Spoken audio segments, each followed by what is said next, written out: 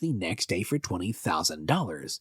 Money that Titanic, by the way, didn't actually have, which must have made things even more stressful when Floyd and Trevino came to the final hole on the third day tied. Now, Floyd would make an eagle with a 20-foot putt on this final hole, thanks to the fact that after playing the course twice now, he too had learned its quirks. In doing so, Trevino had to make his own 15-foot putt to tie, and he reportedly came this close to doing just that, as according to Trevino himself years later, quote, "I can still see that putt in my sleep. It went down in the cup, went around, came back out, and stuck on the lip." Everyone then watched in disbelief as the ball sat there on the edge, while Trevino himself paced back and forth waiting for the ball to tip in, but it refused. Floyd then had finally won by a single stroke, as had Titanic, who did not need to try and figure out how he was going to come up with the money he did not have. Indeed, Titanic then took his money to the poker tables and managed to double it by playing against the same men he'd been facing off against on the golf course. This, you see, had apparently been his plan from the start. He wanted to cozy up to these men on the golf course and then get them to the poker tables where, even at his age, Titanic still held the edge. A plan that came this close to ending disastrously. That being said, Titanic reportedly had a chance to make even more money at the tables, but the man he was partnering with ignored his signals and folded when the old gambler wanted him to go all in.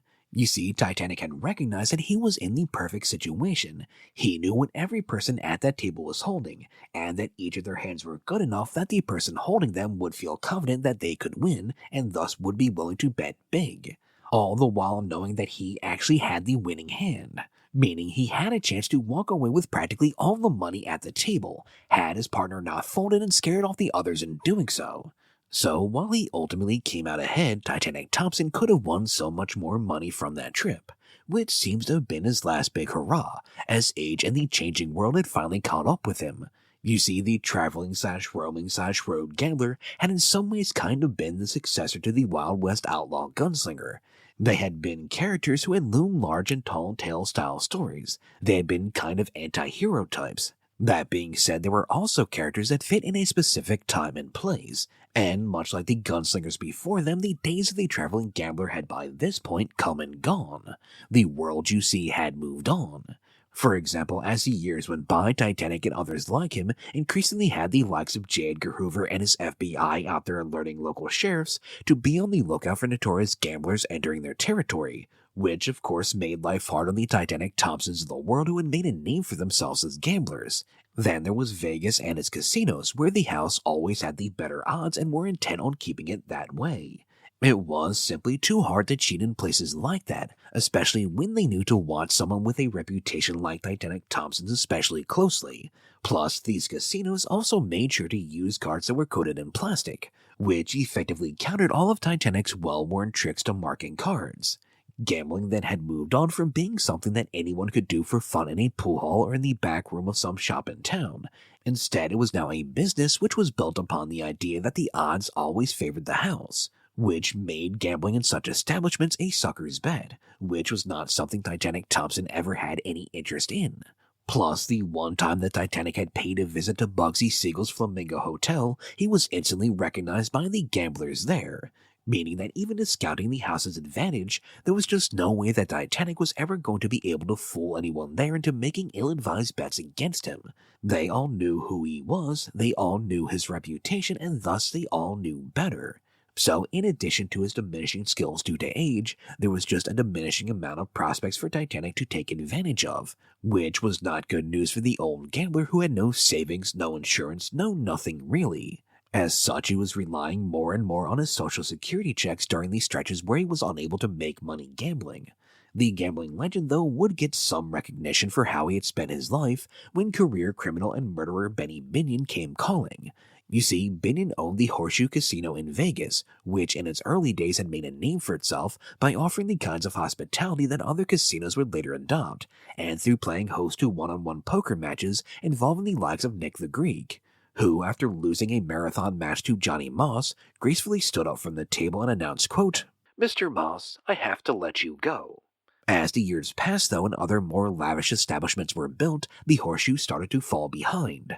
Binion then, hoping to recapture the magic and excitement of those early poker matches, started putting together a tournament involving the best poker players in the world in what would become known as the World Series of Poker, which was why he called up Titanic in 1970.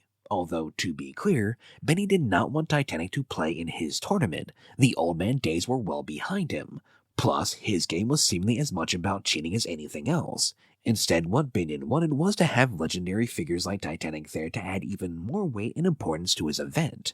Titanic then, after agreeing to a fee, showed up and entertained some of the players with the old card tricks that he could still pull off. He even reportedly managed to win $10,000 playing Hold'em. Yet he wasn't able to lure anyone into making any ludicrous side bets, as people by this point had generally seemed to have gotten more savvy and suspicious than they had been in his heyday. He also wasn't quite the intimidating figure he had been in the past, which apparently is why thieves weren't afraid to rob his room of the $10,000 he had won at the poker tables. Without this additional influx of cash, it soon became apparent that Jeanette could no longer care for her aging husband. She had been forced to go to work at the local DMV to put food on the table, but she couldn't just leave Titanic alone at home anymore due to his dizzy spells. It became necessary then to put him in a nursing home, but to do so first they had to get divorced, as she could not afford to put him there, but Medicaid also would not foot the bill simply because Jeanette had a job. During his final years then, Titanic would entertain himself by chipping golf balls and playing poker, even though arthritis had crippled his movements. Then come the 19th of May 1974, after suffering a major stroke, the man known as Titanic Thompson would die, leaving behind for the 38-year-old Jeanette little more than a roll of 20s that he had in his pajama pocket, that he seemingly signaled for her to take when he was unable to speak after his stroke. Jeanette, though, apparently did not regret their marriage, and would ultimately remarry in 1985.